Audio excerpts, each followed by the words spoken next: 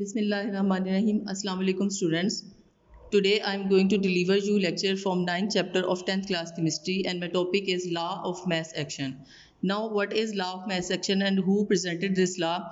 Two chemists Goldberg and Weig in 1869 presented this law, and according to the definition, what is this law? The rate at which a substance reacts is directly proportional to its active mass, and the rate of reaction is directly proportional to the product of active mass of reacting substances.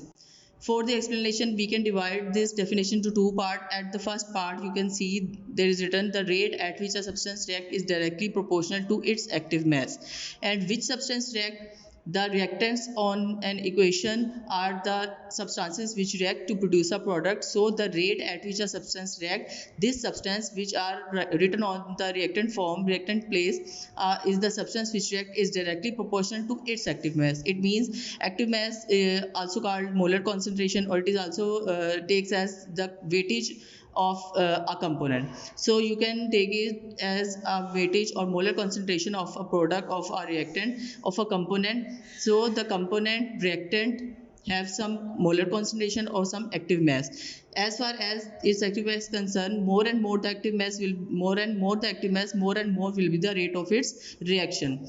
More and more the concentration, more and more the weightage of the reactant sides, more and more it will react. And the second part is of this definition is, and the rate of reaction is directly proportional to the product of active mass of our reacting substances. And what is a reaction? You know, after completing a reaction, reactant reacts to produce a certain product and a reaction goes to completion.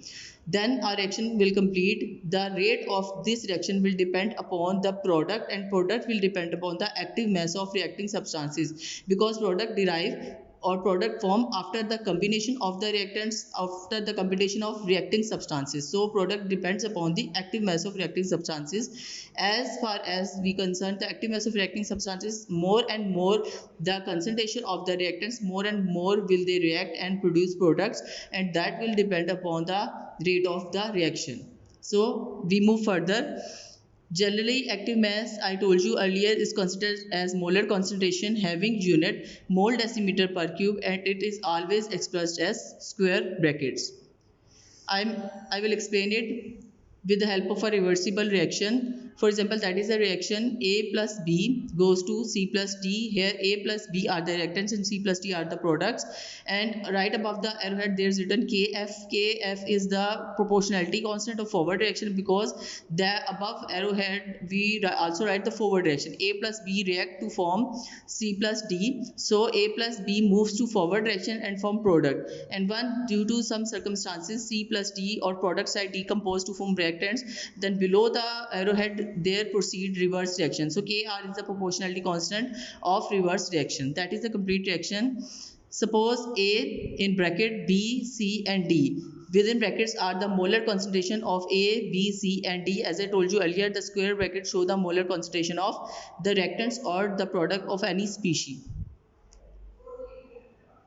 According to law of mass action, the rate of forward reaction is directly proportional to A and B. There is compensation of the bracket. Bracket shows the molar concentration of any product of any reactant. The rate of forward reaction will directly proportional to A and B, because A and B are the substances which react and move to forward direction and proceed the forward reaction to form a product. So the rate of forward reaction directly proportional to A and B. If I replace the proportionality sign, I will write Kf. Kf is the proportionality constant of forward reaction. So I write Kf is rate of forward reaction is equal to Kf AB. Similarly, the rate of reverse reaction will directly proportional to C and D. And if I replace the proportionality sign by Kr, Kr is the proportionality constant of reverse reaction is equal to Kr, C and D, where Kf and Kr are proportionality constant and also called specific rate constant of reversible and forward reaction. So at equilibrium state, the rate of forward reaction will be equal to the rate of reverse reaction. As you know earlier from the definition and explanation of dynamic equilibrium, the rate of forward reaction will become at the rate of reverse reaction at equilibrium state, but in opposite direction.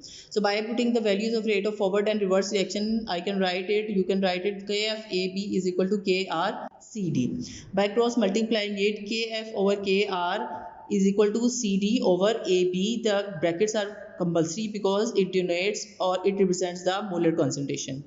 Kc is equal to Kf over Kr. Kc is called equilibrium constant and it represents the proportionality constants of forward and reverse reaction both.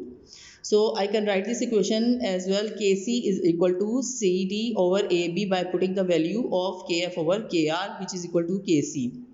So the another thing which is also very essential, that is CD write it at the numerator side and AB write at the denominator side. It means the product will always write at the numerator side and reactants will always write at the denominator side. So this slide describes the relationship between active mass of the reactants and the rate of a reaction. That is my today's lecture. I will explain it further with help of other equation, inshallah. Allah Hafiz.